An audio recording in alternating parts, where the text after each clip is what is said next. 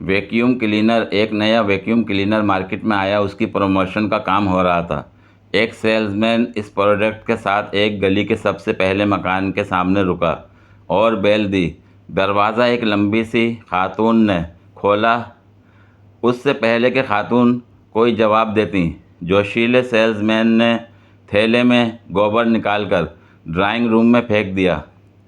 खातून खामोशी से ये सब देखती रहीं। सेल्समैन, अगर मैंने ये ताज़ा गोबर 5 मिनट में इस वैक्यूम क्लीनर से साफ़ ना किया तो मैं इसको खा जाऊंगा। खातून, तो इसके साथ आप चिल्ली सॉस या टमाटो केचप लेंगे?